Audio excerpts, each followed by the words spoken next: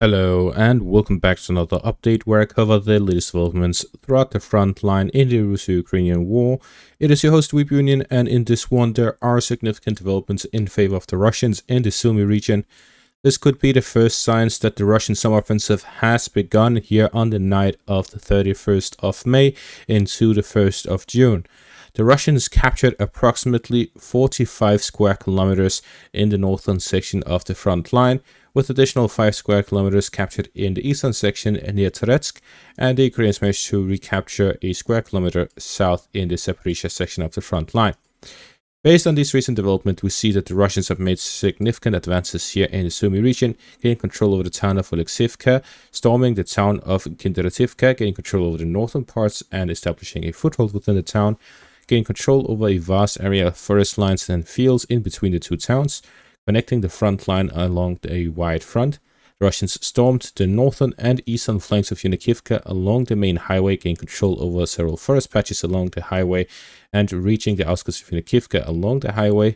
The Russians also stormed the outskirts of Yapnonivka on the eastern parts of the town and along the forest lines to the east towards the rear of Yunikivka to cut off the supply line into Yunikivka from the west along the main highway. The Russians also managed to gain control over the marsh area to the south of Goevo, northeast of Gorenel, gaining control over the entire marsh area and pushing the Ukrainians out of the Kursk region in this section of the front line, pushing the Ukrainians out to the town of Alexandria, where the fighting is taking place. This is a named forest line here in the border area between Russia and Ukraine. Starting out in the north with the Russian assault through Kostiantynivka, which they have already gained control of, down along the main road towards the western outskirts of Kindrativka, the Russians are establishing control along the border area along the main road here towards Kindrativka. With the foothold gained in the northern parts, they have established themselves within the town to fight the Ukrainian forces that are stationed within it. At the same time, they've managed to secure the river line here to the east, to secure the connection between the forces in the east with the ones in the west. The Russians gain control over both banks of the river line and are connecting in the center to close the pocket that is forming here to the south of the river line to secure the positions in the eastern parts of the town as well. The Russians here did not stop at the entry to the village, but moved along the fields as well, in the western parts of the first line, not just along the road, but through the open fields as well, which is some of the advantages with fighting in the summer season, where the ground is hardened and you do not need the roads to launch these offensive operations. This allowed the Russians to attack the town on a wide front and allowed them to establishing their positions within the town on a wide front. With this, it is unlikely that the Ukrainians will be able to quickly respond to such a push and push the Russians back out.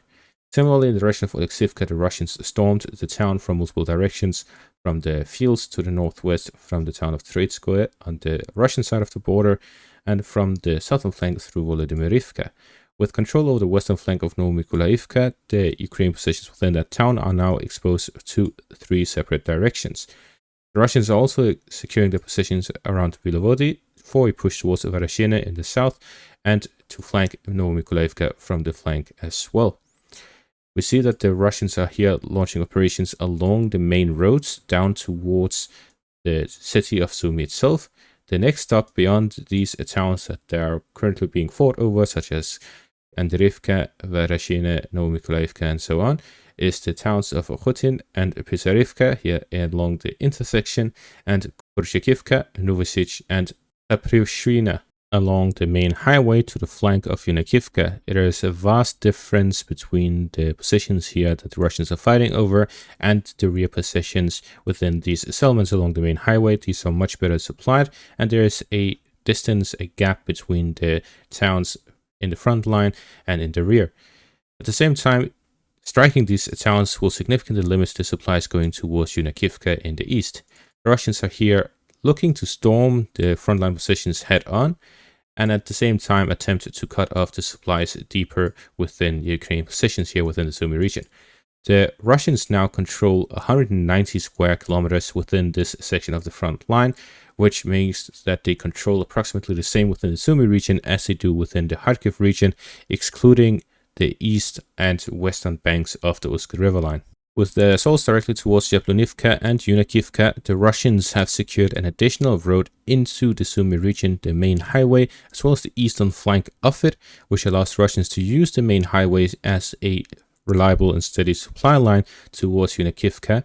With control over Luknia, they have that road as well. And with the capture of the forest lines and fields in between Bilovody and Luknia, the Russians have a third road into the Sumy region from along this section of the border area, which means that they can launch an assault to cut off the supply lines of Yunakivka, storm it directly head on through Luknia with mainly infantry, and armored vehicles through the highway to the east of Yunakivka, attacking it from the eastern, northern, and western directions. This significantly limits the supplies going into Yunakivka and is a wide assault by the Russian forces, which means they can use a lot of forces without concentrating them at one point, limiting the effectiveness of Ukrainian FPV drones and artillery. If this is a part of the new Russian summer offensive, we can expect significant advances by the Russians towards the rear, not just the frontline towns which are being fought out over currently, but the rear positions along the main highway all the way to the first patch area. The question is, will the Russians move beyond that as well, or will they stay there, keeping the control over the approximately 400-500 square kilometers and hold those positions to widen it? Or will they simply hold it to divert Ukrainian resources and manpower to this section of the front line? The Russians are also expanding into the Sumy region here along the Gornel direction. Following the capture of the marsh area, they are moving into the Ukrainian side towards Alexandria and Myropilya. The Russians may look here to expand the front line all the way towards the Belgorod border area. We'll be seeing over the next few days whether this is an isolated assault or part of a larger offensive. In the eastern section of the front line, the Russians have secured the northern flank of Teresk, gaining control over the fortified positions north of Druzhba, regaining control over them following the Ukrainian counterattack in the area. And at the same time, they've managed to secure the fields and forest areas as well as the fortified positions north of Krymske, in between Krymske and Delivka. With the securing of the northern flank, the Russians will be able to launch offensive operations towards both towns of Delivka, to flank the fortified positions from the north and from the south, and to expand their offensive operations to the west of the city to kick out the Ukrainians from the city itself and move on to the industrial area and the flank of Shcherbinivka and Novospassky. Especially with the capture of the positions in between Teresk and the intersection here to the west, the Russians will be able to flank the towns of Shcherbinivka and Novospassky from the east and from the west by targeting towns such as Katerinivka and Klebanbyk. Securing the northern flank of Teresk also allows Russians to secure the railway moving up towards Delivka, having a secure supply line from Orelivka all the way to the front line. Orelivka being one of the major supply hubs for the Russian forces in this section of the front line. The Ukrainians managed to make a small counterattack here to the south of Kamyansk, regaining control over this first line, securing the southern flank of Kamyansk from the Russian offensive operations which took place early this month.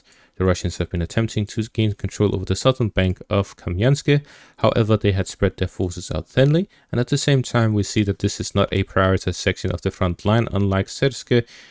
Claiming that the Russians have launched an offensive in this section of the front line, we see no evidence of that so far. While the Russians are launching their offensive operations in the east and in the north, we see that the Russians have launched an additional large-scale drone attack over Ukraine, with the latest reports suggesting that the Russians, prior to midnight to June 1st, have launched over 150 UAVs, and at the same time it is expected that this night's attack will be upwards of 400 UAVs being sent. These are the geraniums that the Russians have developed based on the Shahed drones from Iran. 400 such drones in a single night is very significant, as it puts immense pressure on the Ukrainian air defense.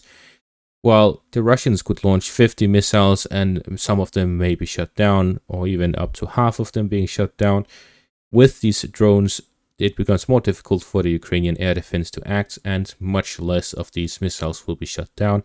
This means that when these large-scale drone attacks take place, it significantly improves the efficiency of the Russian missile attacks.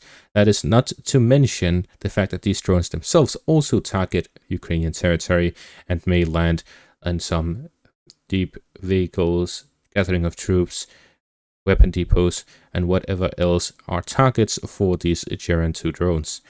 In the end, we see that the Russians are not just launching large-scale offensive operations on the front line, but also large-scale projectile attacks, deep striking Ukrainian territory every night over this period of time, preparing for this offensive taking place this summer.